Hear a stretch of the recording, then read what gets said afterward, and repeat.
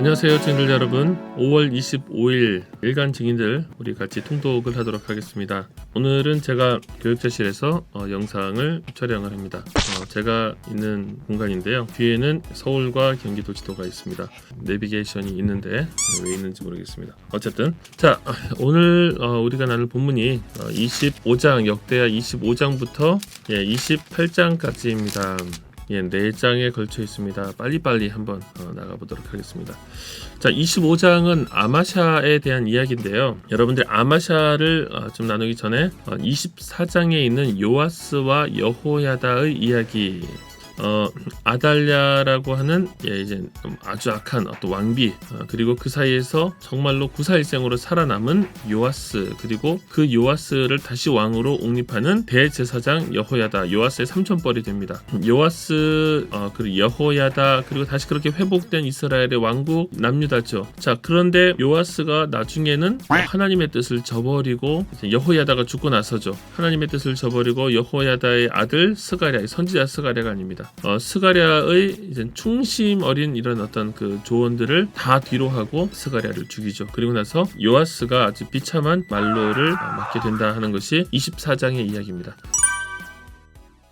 자, 그리고 나서 25장은 아마샤라고 하는 요아스의 아들이죠. 아마샤라는 왕의 이야기입니다. 자, 아마샤라는 왕의 이야기는 크게 보면 두 가지입니다. 하나님을 잘 섬기던 때가 있었고, 또 그 뒤로 확 무너진 때가 있습니다.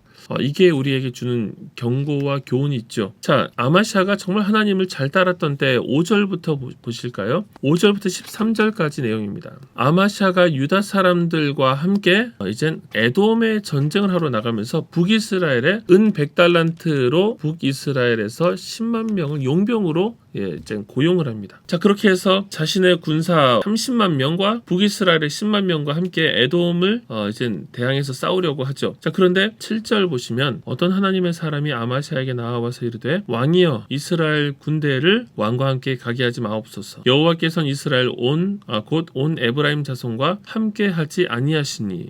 자, 북이스라엘의 힘을 빌어서 이 싸움을 하지 말라는 것입니다. 하나님의 선지자가. 아마도 패할 것이다, 그 얘기죠. 자, 그러자 9절에서 아마샤 이렇게 얘기합니다. 내가 이미 100달란트를 지불을 했는데 어떡할까? 돈이 너무 아깝지 않냐? 10만 명을 100달란트를 주고, 엄청 큰 돈이었겠죠. 고용을 했는데 아깝지 않냐? 그랬더니 이 선지자가 이렇게 얘기하는 겁니다. 하나님의 사람이 9절, 여호와께서 능히 이보다 많은 것을 왕에게 주실 수 있나이다.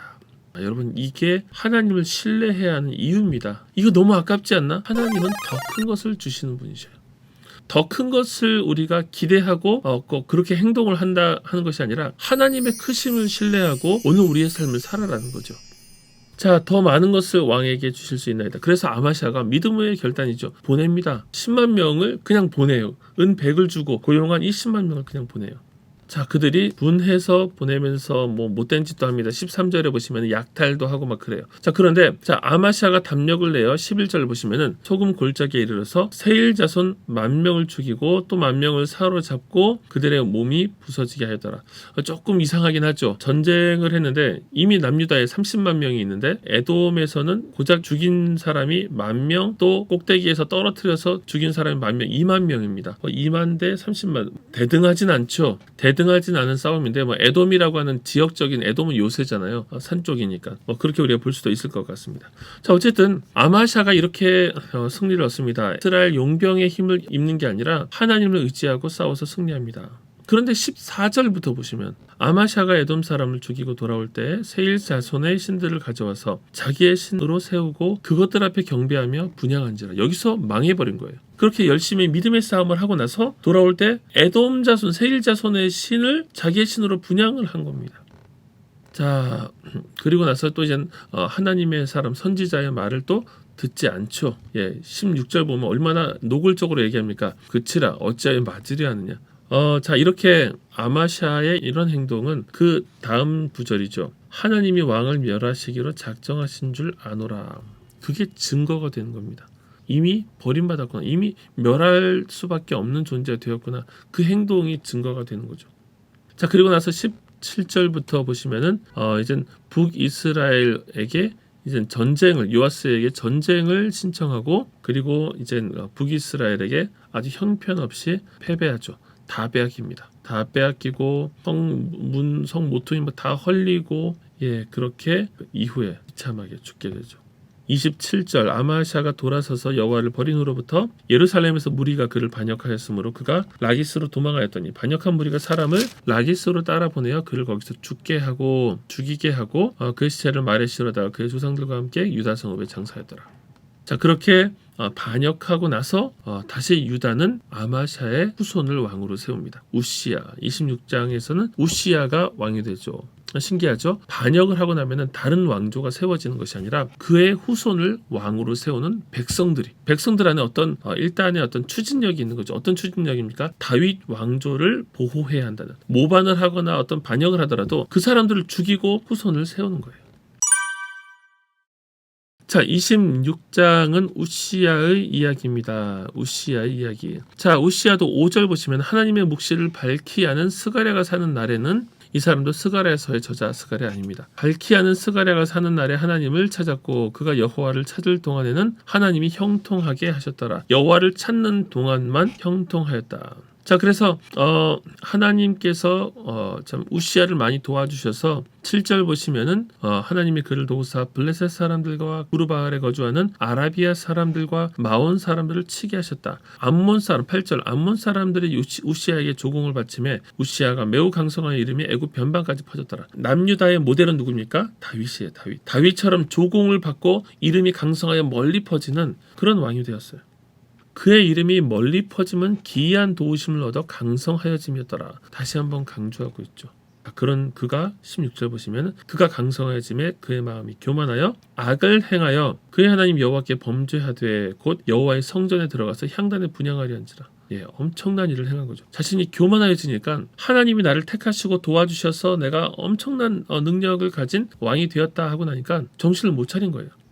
여호와의 성전에 제사장 흉내를 내고 분향을 하려 합니다. 자, 이젠 제지하는 제사장들이 있었겠죠. 아사랴가 여호와의 용맹한 제사장 80명을 데리고 이 일을 제지하죠. 왕이 범죄하였습니다. 그만하십시오.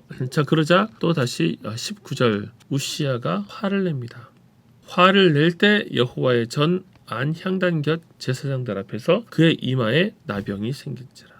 하나님의 저주를 받은 거죠. 그리고 쫓겨나서 죽는 날까지 21절에 보시면은 별궁에 살면서 그의 아들 요담이 마치 섭정을 하는 것처럼 대신하여 왕궁을 관리하며 백성을 다스리죠.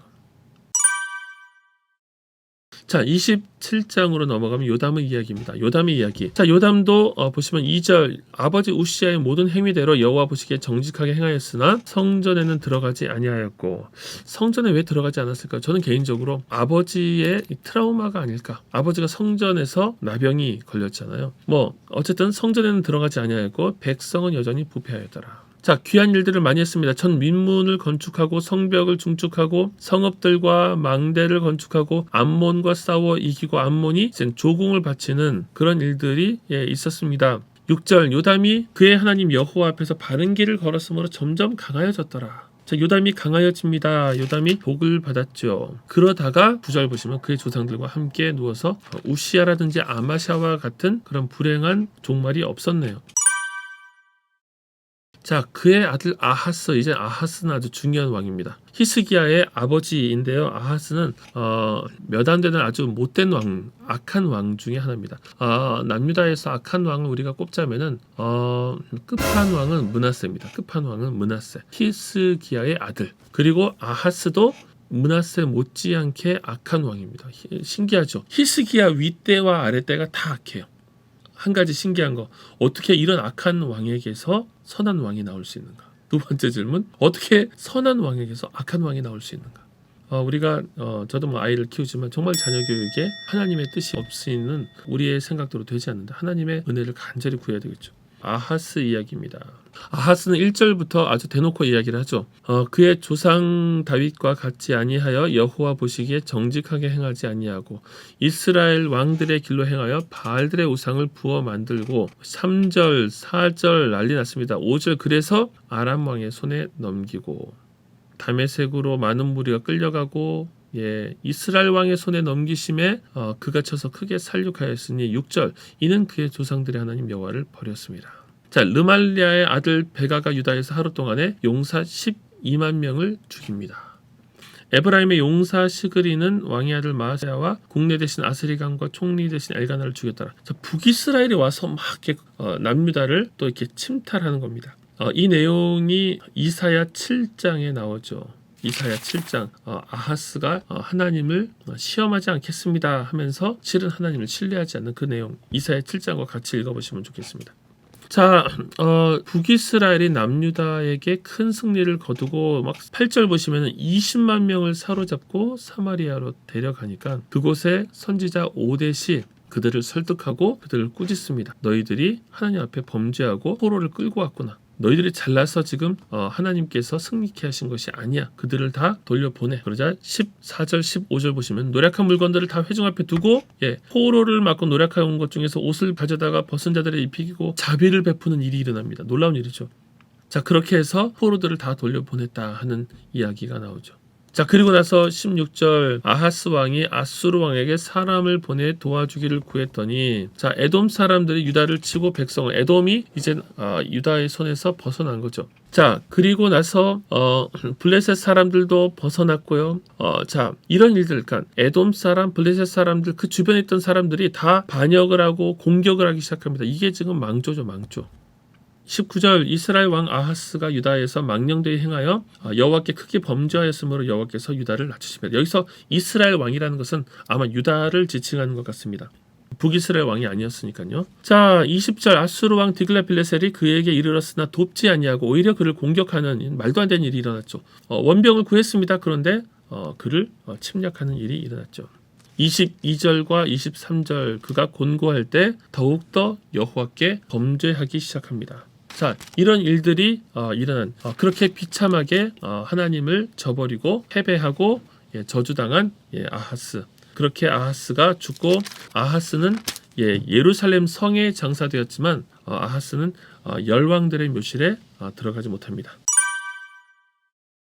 자, 우리가 왕들의 이야기를 계속 보고 있습니다. 아하스 기록될 만한 악한 왕이었다. 그 전에 누굽니까? 우시야, 아마샤 선한 일들을 행했지만 교만하여서 하나님의 뜻으로부터 버림받은 그런 왕들이 있었다. 이것들 우리에게도 교훈이 되어야 되겠죠. 월요일 일간 증인들 말씀은 여기까지 함께 나누도록 하겠습니다. 감사합니다.